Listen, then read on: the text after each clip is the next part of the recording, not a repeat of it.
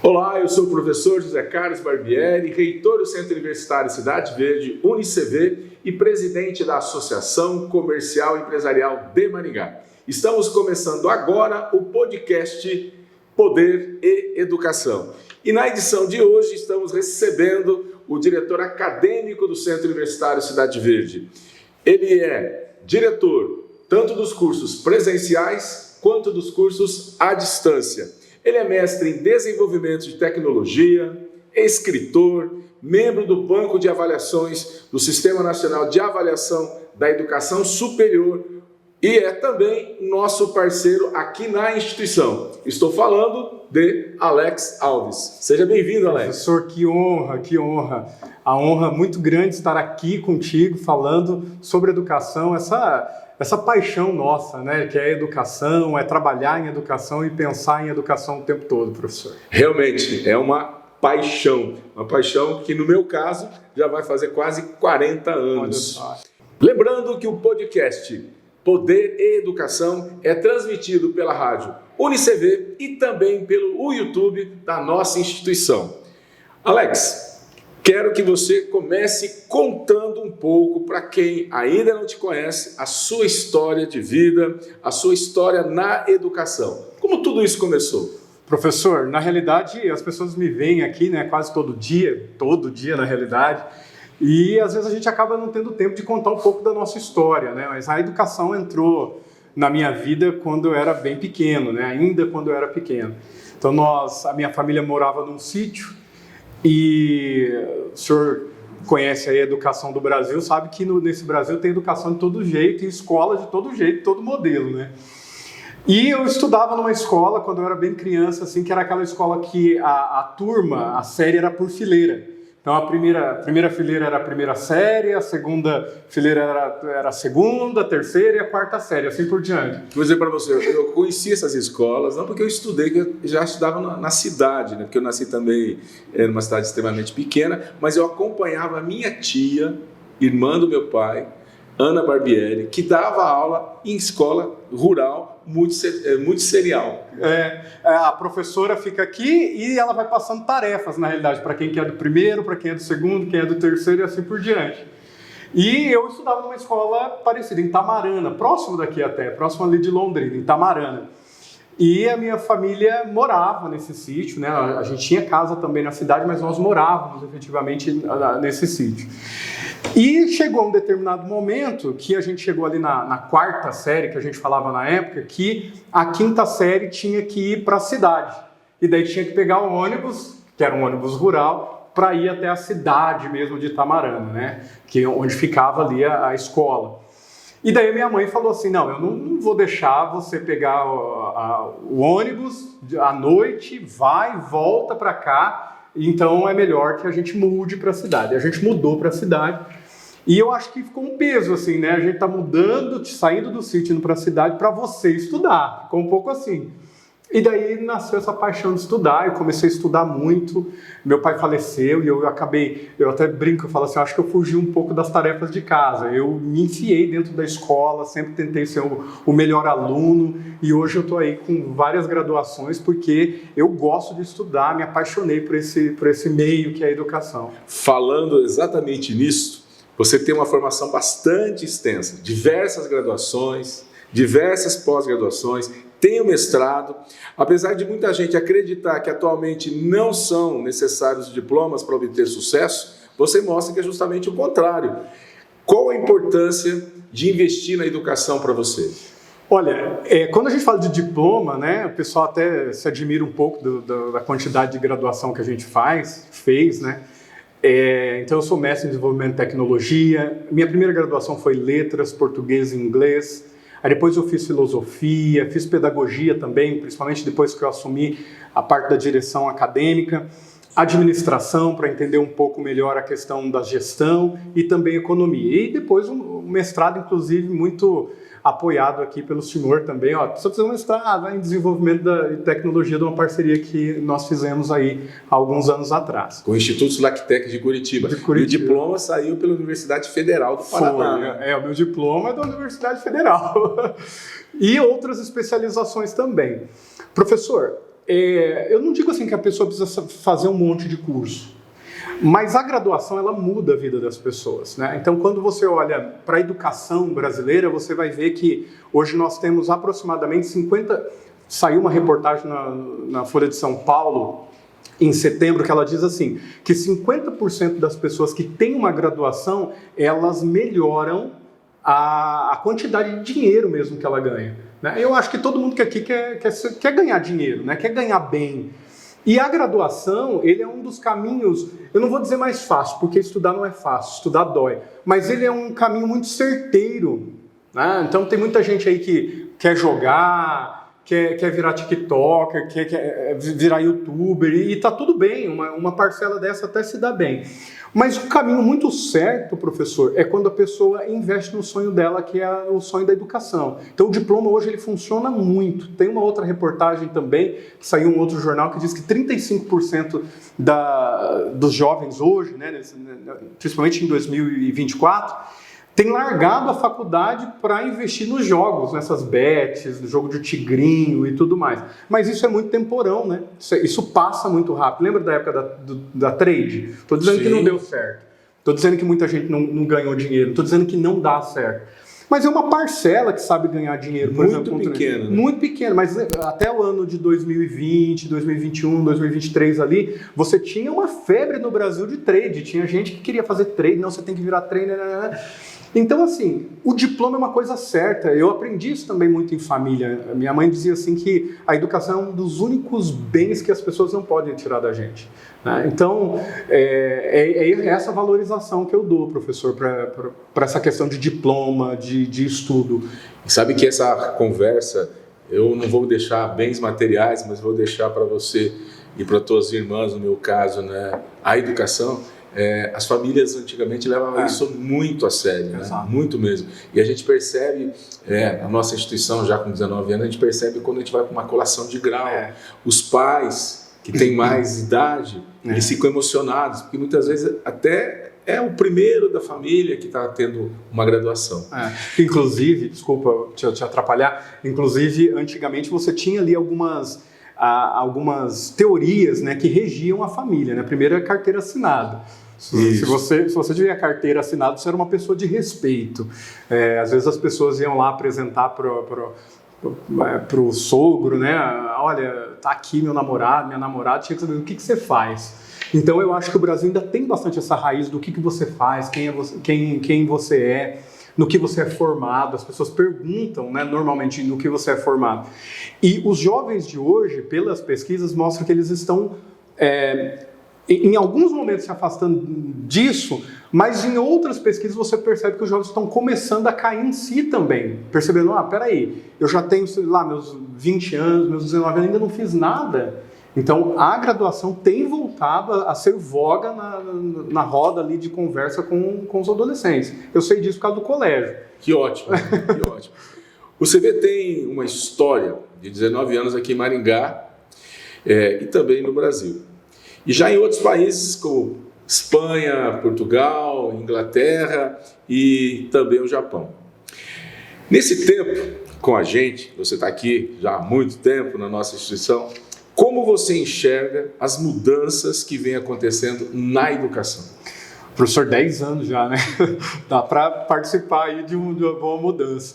Professor, a educação, quando a gente olha, vamos olhar dentro da instituição primeiro, né? Acho que tem algumas coisas que não mudaram, que é pensar na educação. Isso é importante. Tem pilares que não podem mudar.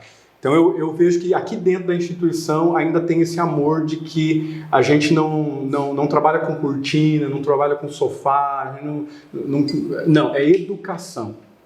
Então, formando gente, tem princípios que não se mudam, né? Que é trabalhar com o sonho das pessoas. Agora, quando a gente olha no Brasil, no modo geral, a educação tem mudado no sentido de ser um pouco mais tangível. Às vezes a gente estudava algumas disciplinas que os alunos perguntavam para que serve? Hoje continua isso. Então hoje as faculdades, elas, já que está falando ali numa questão de Brasil, as faculdades começaram a perceber isso. Para que serve isso? Então a prática, professor, é uma mudança que eu vejo, principalmente a instituição, a UniCV, tem buscado muito. Eu sou muito cobrado por isso, não só pela equipe diretiva, mas pela própria sociedade. Olha, eu vou sair da minha casa, diretor, eu vou vir aqui para uma sala de aula para fazer, sei lá, biomedicina. Se for só para ler, se for só para procurar algum conteúdo, eu vejo no YouTube hoje. Se for para saber como que funciona, por exemplo, um carro, eu jogo lá. Hoje em dia tem muita gente explicando como funciona um carro.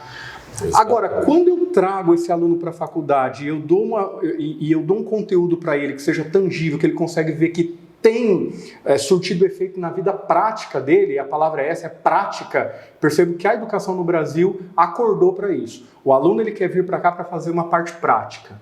Se for só para ler, eu vejo um videozinho rápido de 30 segundos, 1 minuto, as pessoas têm até um pouco de dificuldade de prestar atenção quando tem um vídeo, alguma coisa muito longa. Mas quando você coloca a educação e a prática em voga, o aluno colocando a mão na massa, a gente tem um NAC, por exemplo, quando a gente vai para lá, a gente fica encantado. Os alunos estão colocando a mão na massa, verificando como que funciona isso. Então, a educação tem pensado nisso. Pensado no valor tangível. O que funciona para mim? Funciona fazer administração como? É só para ler e fazer planilha? Não. É para gerir pessoas? Então me mostra como que é gerir pessoas. Vamos colocar esse pessoal aqui para trabalhar soft skills, inteligência emocional dentro de uma equipe, fazendo a gerência ali de uma equipe. Então, a prática, professor, é uma mudança muito grande na educação que está acontecendo. Perfeito, concordo com você. Saiu recentemente uma atualização dos dados do Censo da Educação Superior no Brasil e o número de universitários chega a 10 milhões. E o ensino à distância fica muito perto de superar o ensino presencial. Depois da pandemia, essa modalidade vem ganhando força. A cada ano, a cada semestre, a gente percebe isso. Quais são, para você, os diferenciais que a educação à distância tem? Professor, a educação à distância, ela começou há muito tempo, né? Hoje é que a gente chama, né, de EAD, mas tinha lá eu não vou lembrar agora o nome que vinha Instituto Universal Brasileiro, que as pessoas faziam lá o curso lá de corte e costura, vinha um módulo, aí a pessoa tinha que preencher, responder umas questõezinhas, carimbar, devolver no correio, alguém lá corrigia e voltava. Então, a educação à distância, ela já funciona há muito tempo. O que acontece agora? O que tem de novidade? É que hoje é muito rápido. Na palma da mão, a gente está aqui com esse celular, eu posso ter uma realidade 3D. Então, o que tem mudado hoje na educação à distância, professor? É a aproximação. Eu acho que os alunos querem cada vez mais essa aproximação. É um chá da tarde que conversa com o aluno. É uma gravação como essa que a gente está fazendo, que ele se sente próximo. A gente sente essa angústia deles quererem falar com o tutor. Mas qual que é o telefone que eu posso falar com o tutor? Então essa aproximação, ela está muito grande. Uma outra coisa que tem mudado muito é essa questão da flexibilização. Ele pode escolher o horário que ele vai estudar. Então isso é uma mudança muito grande. Antigamente a gente tinha que chegar lá somente às 7 horas da manhã, ou mais cedo aí em algumas faculdades, ou da noite, às 19 horas, sair às 22h35. E está tudo bem, porque são perfis diferentes. Mas dentro do EAD, você consegue fazer essa flexibilidade. Eu vou estudar, eu tenho lá 200 páginas para estudar, eu vou estudar essa semana tanto, depois eu vou estudar tanto, vou assistir o vídeo tal, então ele consegue se organizar, mas precisa ser uma pessoa bem organizada para estudar no EAD também. Tem que ter disciplina. Né? Organização e ter também um pouco de autodidata, porque quando a gente está no presencial, eu lembro disso quando estava em sala de aula, né, a gente percebia os alunos perguntando um para os outros, e ali existia uma troca. Né? E agora, quando você está na educação à distância, além de ter disciplina, além de ter organização, você também vai ter que esperar, de repente, um tempo para mandar a dúvida para o tutor e esperar. Para a resposta chegar. Para a resposta chegar, exatamente. Ele tem que se organizar muito bem. O EAD tem esse time que a pessoa que estuda no EAD, ou seja, à distância, ele precisa entender qual é o tempo dele também. Acabou de ser uma pesquisa hoje, inclusive, falando que as mulheres agora chegaram a 46% que são mulheres que dominam aí, que são provedoras da casa. Né? Então, olha só, tudo isso impacta também. O que significa isso? Significa que as mulheres, mesmo dentro de casa, ela consegue se organizar e ela consegue fazer o momento dela de estudo e ir para a graduação também, coisa que não tinha. Uma outra mudança, professor, que importantíssima do EAD é como que a educação começa a chegar em lugares que a gente nunca imaginava, né? Nós temos um exemplo aqui dos indígenas estudando aqui com a gente. Quando que a gente imaginava? Quando eu estudava lá, né, na filinha, lá dentro de uma sala de aula, que a educação ia chegar para os indígenas por meio da EAD, da educação à distância. Os ribeirinhos, né, a gente tem uma aluna que inclusive mandou uma mensagem para a gente muito bonita, em que a educação dela só foi possível por causa da educação à distância. Então essas mudanças, a gente começa a ver que a educação começa a alcançar outros sonhos também. Sonhos de pessoas que estão lá dentro de casa, que a gente não conhece. Não é a pessoa que você está na rua, que você encontra no mercado. Não, é aquela pessoa que não consegue sair porque ela tem que gerir ali dentro da família dela. Homem ou mulher tem que ficar ali cuidando às vezes de um idoso, que ele não pode sair para fazer um estudo porque ele está cuidando do pai, da mãe, do tio. Então, a educação à distância, professor, nesses 10 anos aí, nesses 20 anos, a gente viu tudo isso, passou por todas essas mudanças. E uma coisa que eu aprendi aqui dentro é que a faculdade, a escola, ela muda. O tempo todo ela muda e a gente precisou também começar a mudar para atender esse público também. Alex, você falando dessa aluna, é uma aluna lá do Amazonas, né?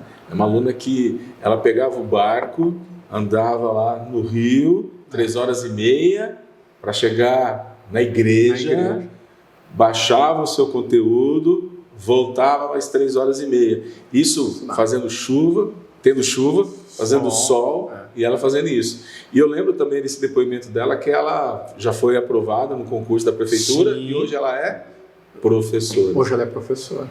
E eu também fui para Blumenau, uma coisa que você disse que é muita realidade mesmo. O país está envelhecendo e hoje nós temos então em casa muito mais pessoas idosas e muitas estão dependentes de cuidadores e você pode ter ali a família cuidando, mas em determinados momentos tendo tempo para estudar, para poder se atualizar, para poder crescer. Eu fui também em Blumenau visitar o polo de lá e eu acabei conhecendo uma parceria que o polo de lá tem e eu fui no hospital. E no hospital era um hospital que atendia somente doentes renais. E os alunos nossos, foram bolsas que a gente concedeu para eles, estavam naquele momento lá fazendo, né, ali o seu atendimento e com o tablet na mão. Então, alunos que viajavam muito, 2, 3 horas, ficava debaixo ali, né, de uma coberta, porque quando você você vai fazendo ali, né, a utilização da máquina para filtrar o sangue, você acaba tendo uma queda de temperatura, porque sai o sangue quente e volta o sangue frio, e debaixo de uma cobertinha, mas com o tablet na mão estudando. Olha, como não amar a educação? Né? Como não parar assim, um momento e falar assim, ó, isso aqui que eu estou fazendo, essa disciplina que eu estou fazendo, esse aluno que eu estou respondendo, esse telefone que tocou aqui agora, como não amar a educação quando a gente fica sabendo de histórias como essa, que são sonhos de pessoas, entendeu? Que a gente trabalha no dia a dia. Eu falo isso ali na tutoria, eu falo bastante para os nossos coordenadores. Às vezes a gente está meio cansado, correndo daqui para lá, mas de vez em quando a gente tem que mudar a chavinha e falar assim, poxa, eu estou fazendo isso aqui de educação, que é para a pessoa que está lá fazendo hemodiálise ou algum tipo de tratamento. É para a enfermeira que está cuidando lá de um vozinho, às vezes ela não pode deixar de olhar e está cuidando aqui do celular fazendo educação. Professor, isso é educação, E o EAD permitiu tudo isso. Eu lembro quando ainda dava aula, que eu fiquei 28 anos em sala de aula. Eu lembro que muitas vezes eu estava cansado, mas muito cansado, porque eu estudava, trabalhava. E eu lembro que quando eu pisava numa sala de aula, o cansaço ia embora. E se eu estava, né, com algum problema pessoal, ele também ia embora. Porque eu olhava para a cara dos meus alunos e eu olhava assim, nossa, eu tenho que fazer o melhor para eles. porque eles estão aqui, estão pagando o colégio, sempre dá aula só em escolas particulares. Se eles estão aqui, eles acreditam na gente, acreditam no nosso trabalho, a gente tem que fazer o melhor. Fazer valer a pena, né? Exatamente. Estamos chegando aí no final do ano, né? Então, muitos estudantes estão agora encerrando o ano e devem prestar vestibular. Pensando, então, aí na educação básica. Qual o seu conselho na hora de escolher a instituição de ensino superior? Olha, professor, escolher uma instituição de ensino superior é a mesma coisa de escolher uma ferramenta que vai respaldar o sonho da gente. Então, a gente tem que escolher faculdades, lugares, né, como o UniCV, que tem um corpo docente qualificado. Então, você tem que olhar o corpo docente. Quem está me falando isso? É alguém que teve essa experimentação? Escolher pessoas que dão um suporte, né? Porque, sobretudo no EAD, que a gente tem aí um grande público, mas no presencial também, que dão suporte. É um lugar que você é bem acolhido, é um lugar que você é ouvido. Né? E outra coisa, professor, que tenha aquilo que eu falei ali atrás um pouquinho, que é a prática. Eu acho que tem que escolher faculdade que pensa na prática, pensa em como ele vai colocar aquilo ali no trabalho dele e que faça sentido dentro do sonho que ele escolheu. E que tenha diversidade também, sabe? Diversidade eu digo de ferramentas mesmo. Eu não tenho não tenho uma biblioteca, eu tenho um laboratório virtual também, eu tenho uma aula que é diferenciada, eu tenho um conteúdo que o tutor lá coloca um a mais, um material complementar. Então, eu acho que tem que escolher a faculdade que olha realmente para as necessidades de cada aluno, sabe? Quando você fala dessa diversidade também, a escolha deve levar em consideração também se essa instituição de ensino ela também é humanizada. Né? Humanizada. Se ela permite que a inclusão ocorra, independente de qualquer que seja o nosso aluno. Acho que as faculdades hoje elas estão caminhando para isso, né? Ainda tem um grande caminho a percorrer, mas nós aqui, por exemplo, temos hoje um núcleo de acessibilidade.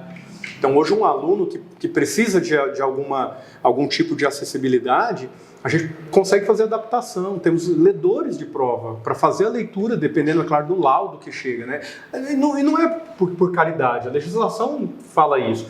Então a gente não faz vista grossas para isso. Eu acho que as pessoas têm que começar a olhar isso, sabe, professor?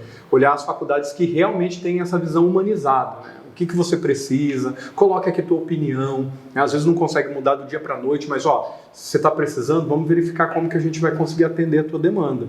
Então é importante que o aluno, é importante que o pai, que muitas vezes o aluno que está vindo para nós no ensino superior, principalmente da educação presencial, muitas vezes ainda tem 16 para 17, 17 para 18 anos, então muitas vezes é o pai que ajuda ali naqueles primeiros passos, né? Então que tanto o pai quanto o aluno façam exatamente o que você está dizendo, né? Veja o que é essa instituição, como são as práticas, como estão os laboratórios, que não são só físicos, que são também virtuais, a biblioteca, né? Como está também toda essa parte de tecnologia, porque a pandemia mostrou para nós que a gente usava a tecnologia para tudo, menos para estudar.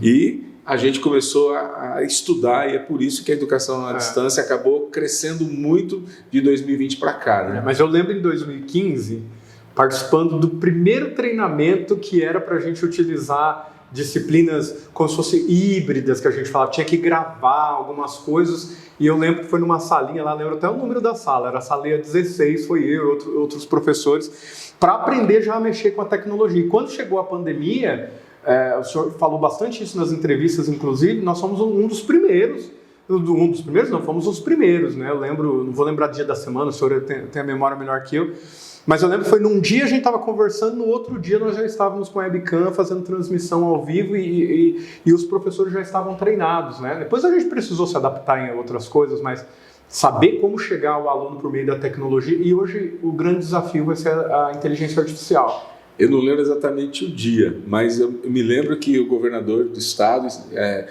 por meio de um decreto, disse que nós iríamos encerrar as atividades, as escolas estariam fechadas na segunda-feira.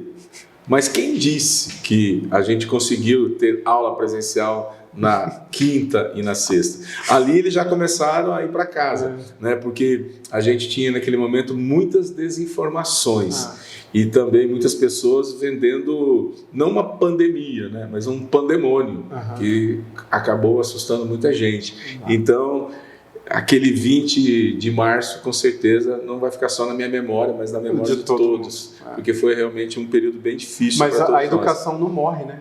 A educação é interessante que ela se adapta e tá aí, você que precisa procurar agora uma faculdade, você que está procurando um vestibular, procure também as faculdades que se adaptem. Aconteceu tal coisa, vamos ver como está ali na legislação. Amanhã, é para amanhã, vamos ver como que a gente consegue atender essa demanda.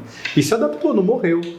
A educação se renovou, inclusive. Alex, você fez várias graduações que são licenciatura. E a gente sabe que o Brasil está nesse momento com dificuldades de ter professores. Não só o Brasil, mas o mundo todo. Hoje a gente já tem dificuldade de ter professores na educação básica, de física, de geografia. Qual o conselho que você daria para aquele aluno que está escolhendo nesse momento uma licenciatura? Olha, professor, eu não vejo uma... Na realidade, eu consigo ver o mercado um pouco diferente. A gente percebe, é claro, que a legislação ela tem se afunilado um pouco para a área das licenciaturas. Você que gosta aí da área da educação e pesquisar um pouquinho, vocês vão ver que vai ter ali ENAD agora das licenciaturas. Todos os anos. Então está todo mundo de olho nas licenciaturas. O estágio tem que ser de tal maneira, as licenciaturas vão ter que ter não sei quantos, mesmo no EAD ter um percentual de presencialidade. Por que isso?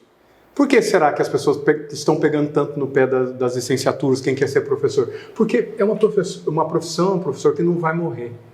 E as pessoas que vão para a área da educação, primeiro, além de ser uma profissão nobre, de servir, né, e servir é nobre, além disso, as pessoas se realizam muito na área da educação, na área da licenciatura. E a licenciatura ela abre caminho para muitas outras coisas também. Por exemplo, ver a transformação na vida das pessoas. E os profissionais da área da licenciatura, que estão se adaptando, por exemplo, a gente começa a ver que eles estão começando a ser valorizados também no mercado, né? Então, um professor de escola particular, por exemplo, hoje ele já consegue fazer o próprio nome dele. Eu sou o professor, vamos chamar o professor. Estamos aqui 2 professores fazendo podcast. Um professor é presidente da ASIM. Então, a profissão professor não é só para a sala de aula, é para a vida. Eu lembro quando eu vim fazer uma entrevista aqui para ser professor, o senhor vai lembrar disso, eu falei, o que esse cara vai dar? De letras vai dar aula na área de economia, porque eu vim, por causa do inglês, dar aula de comércio exterior. E hoje eu sou teu diretor. Então, olha como a licenciatura... E eu tinha licenciatura na época. Então, a licenciatura ela abre outros caminhos também, professor, caso a pessoa não queira ir para a sala de aula, que também é uma dádiva, que também é um prazer estar dentro da sala de aula, ganhar dinheiro com isso, mas também mudar a vida das pessoas. É uma profissão muito bonita. Eu acredito também que o professor, além de ser, né, o responsável pela formação dos demais profissionais, o professor acaba sendo o primeiro empreendedor que a gente tem contato, porque ele faz uma gestão da escola, faz a gestão da sala de aula com pessoas muito diferentes, com até defasagem ou não de conteúdo, e ele tem que dar conta do recado. Gestão do tempo dele, do preparo, qual é o tempo que essa aula vai durar, depois eu tenho que corrigir, depois eu tenho que dar o feedback, é um gestor. É um gestor. Falando de gestor, eu quero ir um pouquinho para o empreendedorismo. Independente se é um licenciado, se é um graduado, bacharel ou tecnólogo, nós sabemos que muitos dos nossos alunos vão acabar empreendendo. E qual a mensagem que você dá para eles que estão aqui hoje numa graduação, mas que pretendem empreender? Olha, professor, quem quer empreender, primeiro precisa ser corajoso, né? Precisa ser carudo. Vou tentar. E tenta 1 vez, 2 vezes, 3 vezes, não importa. Ele tem que tentar. Mas uma dica que eu falo, principalmente para os alunos que estão na graduação, faça networking. Sabe por quê? Porque se você for pesquisar, aqui, não só aqui no Brasil, fora mesmo, aí tem até filmes que falam sobre isso, as grandes empresas, as grandes ideias, elas surgiram nos corredores de uma faculdade. Um deu uma ideia aqui, o outro... O Facebook é um clássico dessa ideia. Sim. Mas tem outras empresas também. Aqui em Maringá, por exemplo, né, vocês estão ouvindo a gente aí, não só de Maringá, mas de todo o Brasil, mas aqui em Maringá a gente tem um exemplo muito legal, que é o Catedral Sport Bar, que foi dentro de um projeto de TCC, de trabalho de conclusão de curso. Falaram assim, vamos fazer tal coisa? Vamos. Apresentaram para o professor, recebeu crítica aqui, recebeu crítica ali, saiu de lá, tirou a nota, mas não ficou só nisso. O cara falou, vamos tentar colocar esse projeto aqui em voga? Vamos. Então, eu vou entrar com isso, Tá aí. Uma cervejaria artesanal de sucesso. De sucesso, um ícone em Maringá. Quantas outras empresas não surgiram dos corredores de uma faculdade, dos corredores de grandes parcerias, grandes sócios, né? A tua história é isso. Um grupo de professores falaram assim, vamos fazer uma faculdade, vamos fazer do nosso jeito, o que a gente pensa como ideia de uma faculdade que tem que ter sentido, vamos. Surgiu de um corredor de uma faculdade. Imagina quantas outras empresas, que eu não vou lembrar aqui o nome, não surgiram de um case que um aluno falou para um outro, então você topa comigo? Então, quer empreender? Vai para dentro de uma faculdade. Quer uma melhor incubadora da tua ideia? Vai para dentro de uma faculdade, conta para o teu amigo, uns vão rir na tua cara, aí você volta para casa, às vezes meio chateado, remodela a ideia, conta de novo para o outro, daqui a pouco você está com uma empresa. A faculdade é um celeiro para a ideação de grandes empresas. Perfeito. Alex, estamos chegando ao fim desse bate-papo, esse nosso podcast, que é Educação em Poder, que está sendo transmitido no YouTube da nossa instituição e também da Rádio UniCV. Qual a mensagem final que você deixa para todo esse povo que está nos ouvindo ou nos assistindo neste momento? Olha, eu queria deixar uma mensagem para vocês que é estudem. Estudem bastante para que vocês possam alcançar os sonhos de vocês e não só o sonho de vocês, mudar a realidade de onde vocês estão, de onde vocês moram, mudar a realidade de família. Você aí que é, entre aspas, apoiado pelo seu pai, pela sua mãe, pelo seu tio, pense assim que às vezes ele está realizando um sonho dele ou dela em você. Mas acima de tudo, pense no teu sonho também, onde você quer chegar, quais são os objetivos da tua vida, a quem você quer atingir com o seu propósito de vida, e eu desejo sucesso para vocês. Quem escolheu a área de educação é poder. Quem escolheu a área da educação é ter o poder sobre as coisas, professor. Sucesso para vocês. Alex, muito obrigado. Lembrando vocês que este podcast, Educação em Poder, é realizado aqui pela nossa instituição, Centro Universitário Cidade Verde, e é transmitido pelo YouTube da nossa instituição e também pela Rádio UniCV. Até o próximo episódio.